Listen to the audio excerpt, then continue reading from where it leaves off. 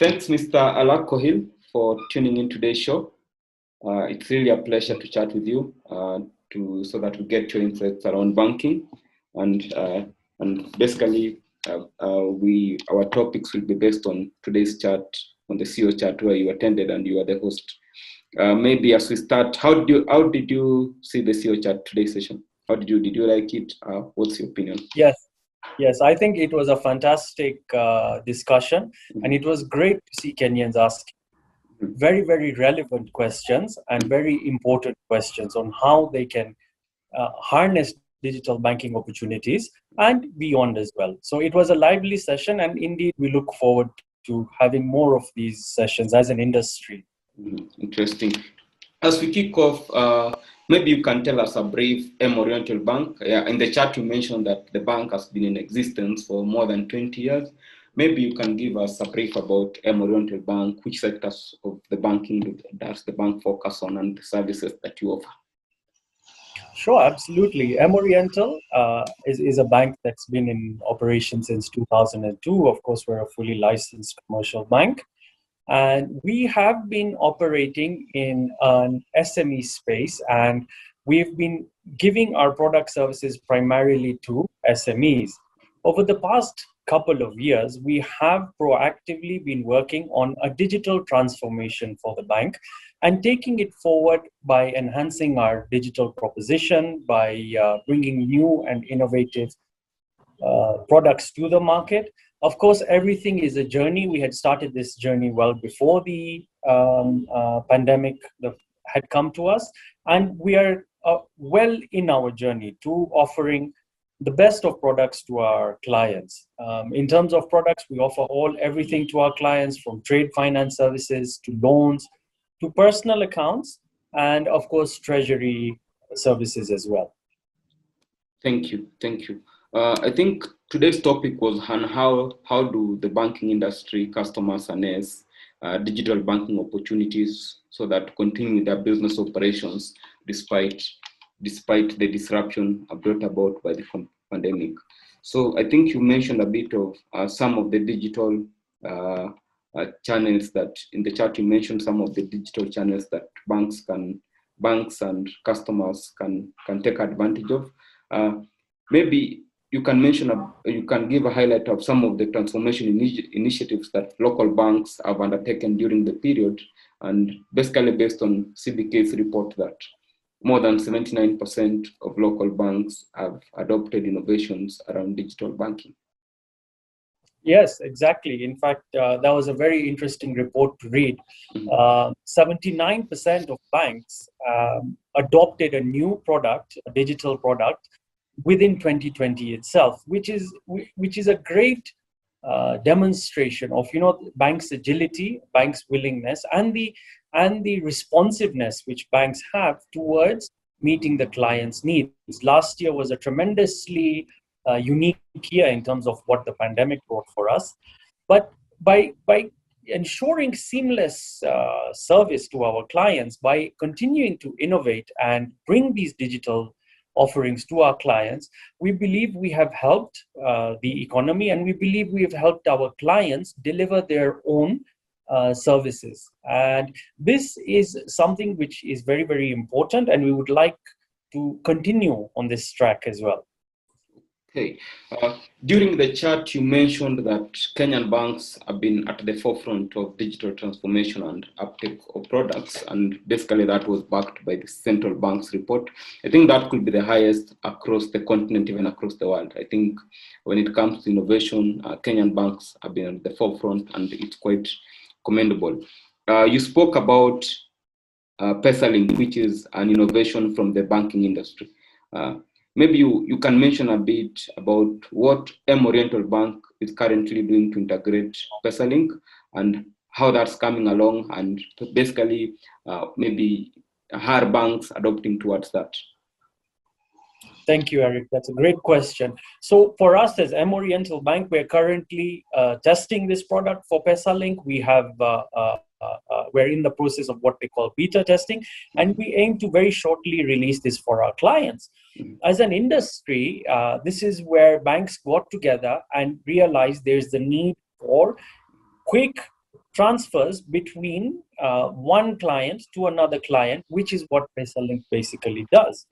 And this, we believe, is a tremendous innovation. It's a very, very unique answer which banks have given to meet our clients' needs. Going forward, we would like to see the product, and we will be seeing this product deepen its offering to clients and offer even more services.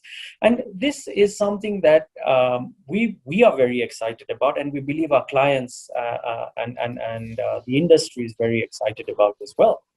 Interesting. Something that also came out from today's chat is that the USSD element of banking is more prominent compared to, say, things like mobile apps or online banking. And you gave a few insights about what leads to that in terms of mobile penetration and uptake. Maybe give your ideas in terms of why is this so? Why is it that most of our population use USSD as compared to mobile banking or mobile apps? That was, thank you. This was a fantastic question, I must say. Many banks and the industry has a product offering which has mobile banking available either through an application or it is also available through USSD. Now, the question was, why have a USSD application or why push it? Now, I would not say that banks are pushing the USSD application, but this offering has been done by the industry and many banks as a way for creating financial sector deepening. And by how will this come? You'll ask me next. The mobile phone penetration in Kenya is tremendous. I believe we're well ahead of the curve. We have a mobile phone penetration of 90%, but the smartphone percentage of this is actually much, much lower. So what does that mean? That means that there's a huge percentage of the market or Kenyans out there who have mobile phones but do not have smartphones. By not having a USSD application, it would actually be denying these clients the ability to do their banking because they do not have a smartphone.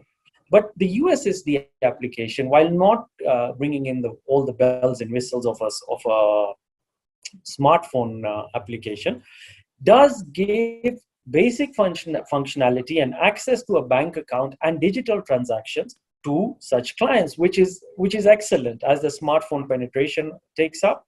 In the meantime, all the clients with a basic phone without this capability are now able to access digital banking, which is great in my view.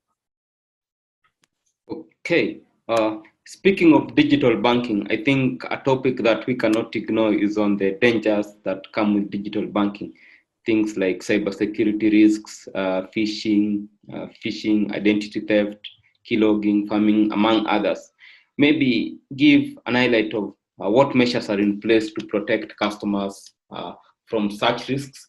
And basically, a program that's been in place by Kenya Bankers is a program called Kachonjo, which I believe MOriental is part of. Maybe you can give a few highlights in terms of what the banking industry as a whole is doing to protect customers' data from such cybersecurity risks.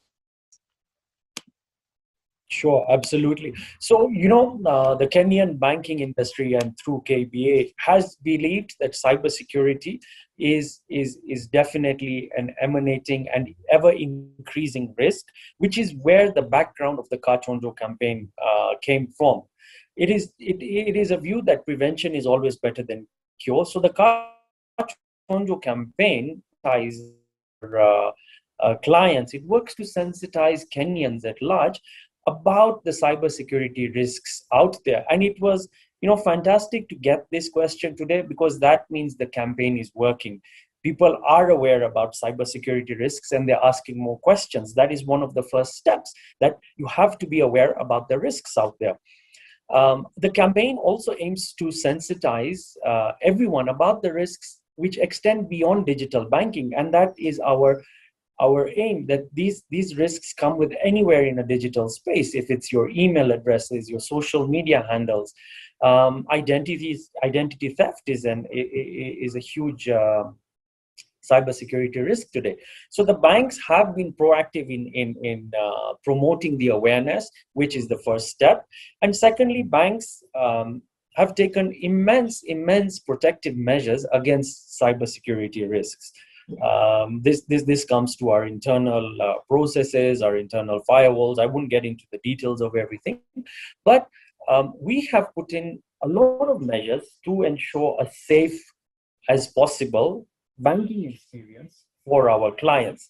But safety is two-way, and that is why, together with educating our clients and banks taking the necessary steps, we will surely overcome this risk. But it takes both sides, which is what we hope to achieve.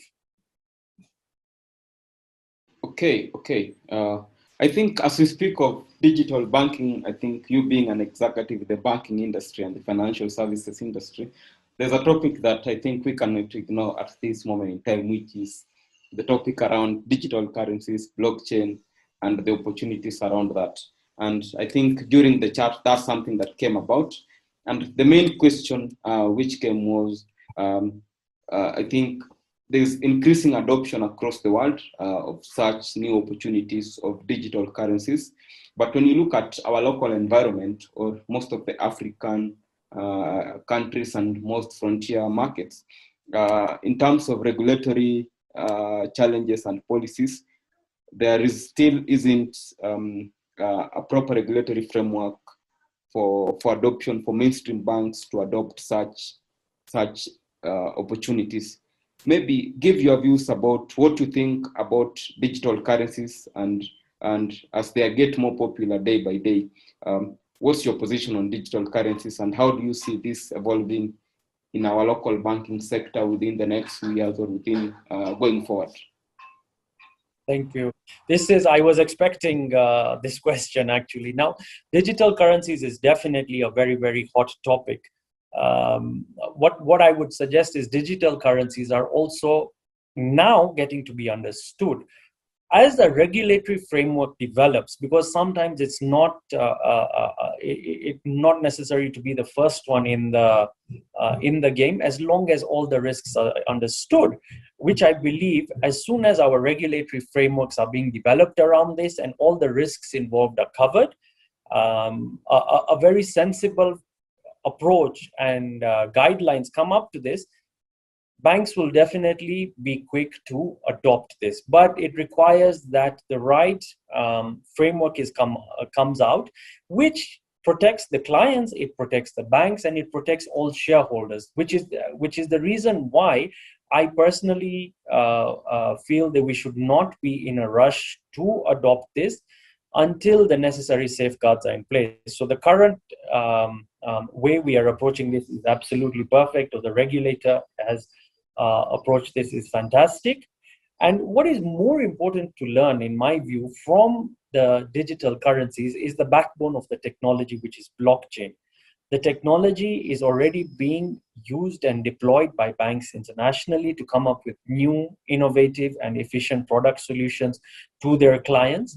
And that technology and its applications across the larger banking sphere is what is really, really exciting, and what we should also keep on our radar, I believe. Okay, thanks for the insightful updates, Mr. Alakh.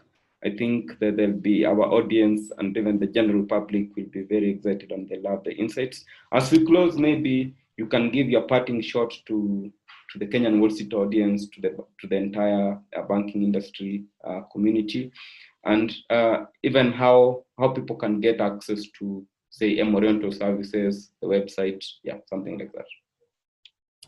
Great, thank you. So our website is www.MOriental.co.ke. Please feel free to visit our website or any one of our branches to know more about our services and product offerings, and we will be more than happy to answer any questions. I would love to thank you, Eric, personally, and the Kenyan Wall Street for this opportunity to talk about harnessing digital banking opportunities in Kenya. And I would just like to end with a parting shot that our campaign of Ka Chonjo, I would love to reiterate that message to your audience. And I would love to also reiterate the message of Comesha Corona.